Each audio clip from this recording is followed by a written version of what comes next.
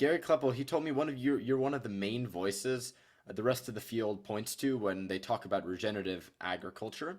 And if a 14-year-old asked you what regenerative agriculture really is in plain language with not too much scientific jargon or language, how would you Mhm. put it? So I would say regenerative agriculture is farming and ranching in synchrony with nature to repair, rebuild, revitalize, and restore our ecosystems. And we do that by starting with all life in the soil, and it moves to all life above the soil. All right. Yeah. So I want to delve a little bit more about how you got here, the origin. So the story I've heard is that a lot of crop failures in the late 90s, hail and drought, they wiped out a lot of your conventional operation, and you Mhm. couldn't really afford the inputs to keep doing what you were doing. So what did you actually do when you first realized the farm couldn't be farmed in the old way anymore? Yeah, so I started farming in the early 1990s. And in 1994, I sold all my tillage equipment and went 100% no-till. So we no longer tilled the soil. We planted our crops directly into undisturbed soil. And that saved us a lot of time and saved moisture. We're in a pretty arid environment here where I'm at in North Dakota. We get about 17 or 18 total inches of precipitation, and that includes rain and snow. But then what happened, 1995 came along. The day before we were going to start harvesting our grain crop, we lost 100% of the crop to hail. So that set us back financially.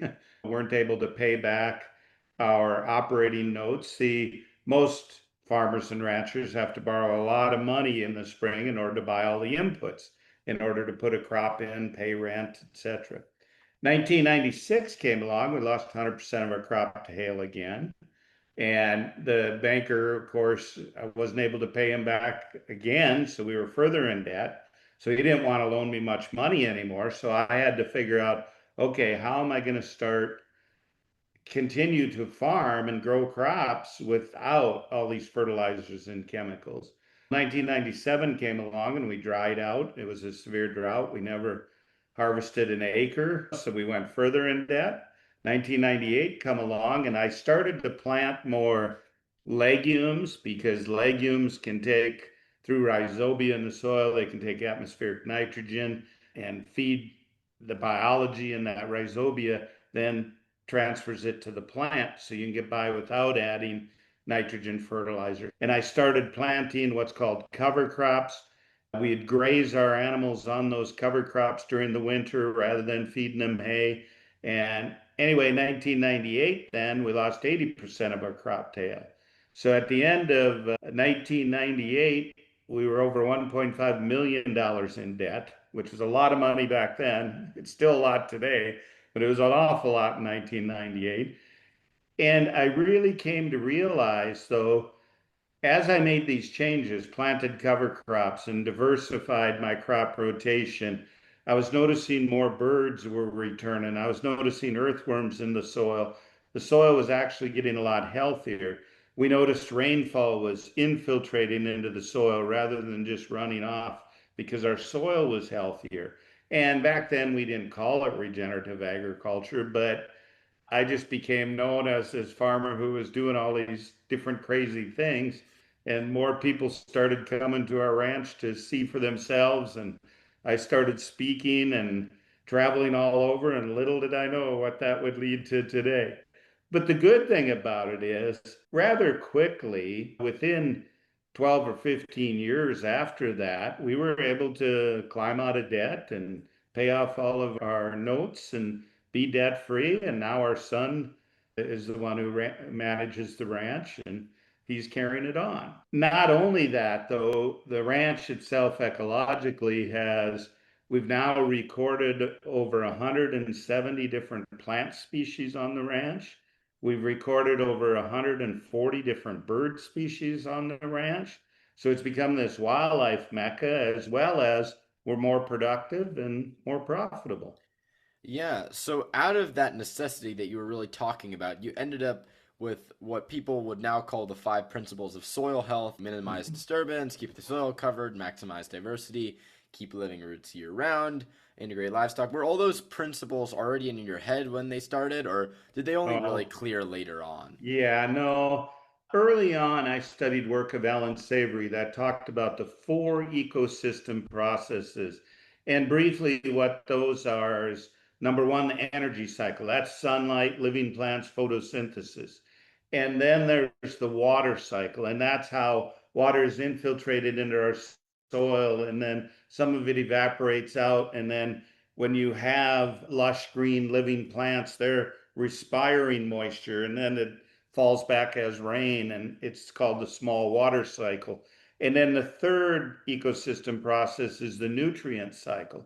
And that's not adding fertilizer. What that is, those plants, after they collect that solar energy and photosynthesis occurs, they use part of those carbon compounds that they take out of the atmosphere for growth. And the rest of it, they move down to the roots and exude out through the roots into the soil. And those carbon compounds feed biology. And then it's that soil microorganisms, the bacteria and the protozoa running its life cycle that supplies the nutrients for plants. And then the fourth ecosystem process is that of diversity. We need a lot of diversity. One of the things we do in agriculture so often is we only plant one species. We have all corn or all soybeans. No, you look at how native ecosystems functions, there's lots of different trees and different grasses and forbs. We need diversity because it's different sizes and shapes of leaves that capture that solar energy, different rooting depths, move nutrients. So I learned about those four ecosystem processes that Ellen Savory talked about. Then what happened after I went through those 4 years and people started talking, taking more of an interest in soil health, more of us started talking about how do you get to enhance those ecosystem processes.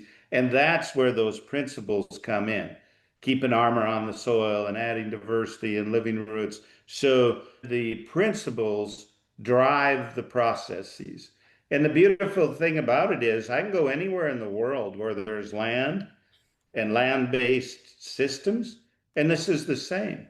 And I've traveled extensively around the world, and I tell everybody wherever I go and speak, I can do this anywhere because it's simply working with those principles that drive the processes.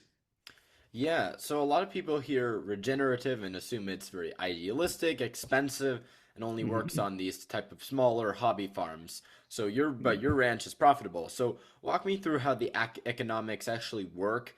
Are you paying for things that conventional farmers pay for, and what aren't you really paying for anymore? Yeah, and that's a great question. And now I run a consulting company and we travel all over the world consulting on farms. And we consult on farms that are as small as a quarter of an acre, just bigger than a person's backyard. And the largest client we have is 2.1 million acres. Okay. And it works everywhere. Why? Because all we do is go onto that farm and we look at, okay, what things are they doing right? And then what can we encourage them to do better? And oftentimes that is starting with those principles. Okay. Do they have armor on the soil? Do they have a living root in the soil as long as possible? How much diversity do they have? We don't have to spend money to get those. Oftentimes, farmers are putting too much inputs in, synthetic fertilizers and pesticides, and they're actually harming themselves. So it's a misnomer. People think that regenerative agriculture, you're going to lose production. And it's, as you said, it's only good on these small hobby farms. No, it works everywhere. And the beautiful thing about it is very quickly we can significantly increase profitability. We've got some work now showing, and we have data from literally thousands of farms showing that we're able to reduce those input costs often 50 to 80%. So that saves a lot of money for farmers and they're able to be much more profitable. Yeah, so given all of that, why is conventional agriculture still the default for most farming? Is it Yep. equipment debt, USDA programs, crop insurance, seed companies, a knowledge gap, or is it something else? I wish everybody asked as good a questions as you do. So Thank you. that's a very good question. And there's a number of reasons. Number one goes back to something I said earlier. Nearly all farmers and ranchers have to borrow money in the spring of the year from a bank or lending institution in order to operate that year. That bank or lending institution is going to tell them, okay, we need you to and want you to farm this way because we want to get our money back. They don't understand, okay, what regenerative agriculture is. Farmers and ranchers do not understand. A farmer or rancher cannot implement what they do not know. I have 2 college degrees in agriculture. Never did they talk to me about the ecosystem processes.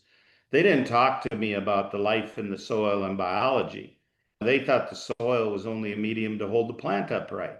They didn't talk about soil being living. So farmers and ranchers do not know. They need to be educated. The other thing is fear of the unknown. And when I was going down this path, I had nothing to lose because we were going to lose the farm. So I was willing to gamble. But most farmers don't want to step out of their comfort zone, so to speak. And then it's not easy when all the neighbors are looking at you, pointing at you, talking about you. Me, I don't care. It doesn't bother me, but it bothers a lot of people. Yeah, so a guy named Fred Provenza, who I interviewed a few weeks back, he talked a lot about how every landscape is different, that there are no universal recipes. When farmers come to Mhm. understanding ag, wanting to copy Brown's Ranch, what is the most common Mhm. mistake that they typically make? Yeah, typically the most common mistake is I tell them you can't copy Brown's Ranch because every place is different. My context is different here in North Dakota than yours is where you're at, right? I tell people there's a reason bananas don't grow in North Dakota. We only have 110 frost-free days a year, approximately. We don't have the climate for bananas, right? You have to work within the context of your environment. And so when people come, I tell them don't pay attention to the specific crops we grow, the livestock we raise. What you need to wrap your mind around is those principles and processes. Take a look at the diversity. Look how much sunlight we're collecting. Look how long throughout the year we have living plants collecting solar energy. That's what they need to think about. And so they don't pay attention to those specific animals or crops, pay attention to the processes and how we enhance them. Yeah, so the average age of an American farmer is around 58 years, and most young people who want to farm really can't afford the land. So, what's actually going to happen to American agriculture in the next 20 years, and what does that really mean for our soil? Yeah. And for 25 plus years, I ran an internship program on the ranch. We had young people come every summer, and the best interns were actually interns from an urban setting because they had a blank slate, so to speak, their mind. They didn't have those preconceived notions. And I tell young people agriculture shows tremendous potential.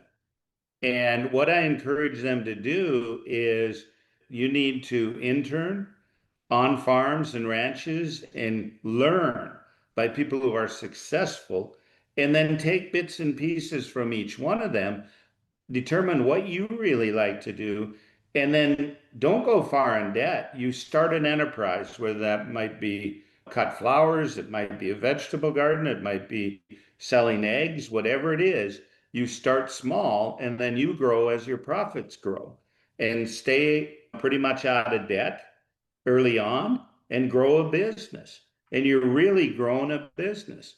Our son is 38 years old. He runs a 6,000-acre ranch and he doesn't borrow money. He operates on cash. And that's a pretty good size operation that takes a lot of money to run. But the thing about it is he's built a business and anyone can do it. It just takes a lot of hard work, but it takes business sense beyond all else and an understanding of how ecosystems function. Yeah, so most of my classmates or people my age will never own a farm. So, what's the takeaway for a teenager in suburban New Jersey or, say, downtown Chicago, and why should they care Yep. about this stuff? Yep. And I was out in New York City last year touring some school systems there. What do all of us have in common with farming? We all eat, right? Yeah. We all have to eat. And your health depends directly on the nutrient density of that food that you consume. So, what I tell people is you can directly affect your health and you can directly impact the ecosystem by supporting farms and ranches that use regenerative practices. The other thing is you can grow a garden. I don't care where you live, even if you're in an apartment, if you have a flower pot with a tomato plant on the deck, you're growing food. And the principles take place, they're the same. That's what I talked to the school kids about in New York City. They were having greenhouses and small outdoor gardens. Principles are the same. And so it can work anywhere. Yeah, so on a scale from 1 to 5, 5 being the most urgent, how urgent is this soil health crisis in the US right now, and what will happen if we don't fix this in the next 20 years? Yes, and so many people you hear say, oh, it's going to collapse. It's severe, but nature is always self-organizing, self-healing, self-regulating. The problem is we get in the way. So I think it's urgent enough. We need to do something now, but it's urgent not only from a soil standpoint, it's urgent from the standpoint of human health. The food we're eating today is not nearly as nutrient dense as it was even 20, 30, 40 years ago. And we need to look at it from that standpoint also. The food you consume and put in your body is preventative medicine, or it Yes. can be. Yeah, so who should I interview next? Who do you think are two or three names? Ranchers, it could be soil scientists, anyone who Mhm. you think would be really interesting to have.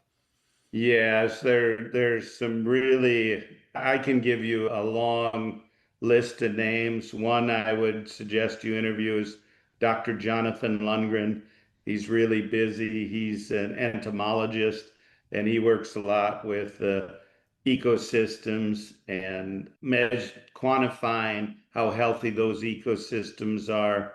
Jonathan would be a really good person to interview. Yeah, I can send you an email and obviously Yep. we'll see. I can Uh, give you a number of yeah. names. All right, so I ask this question to every single person I interview, and it's if you had one sentence to say to the next generation, what would it be? Yeah. And I would say this to them: the future is what you want it to be. Make it regenerative.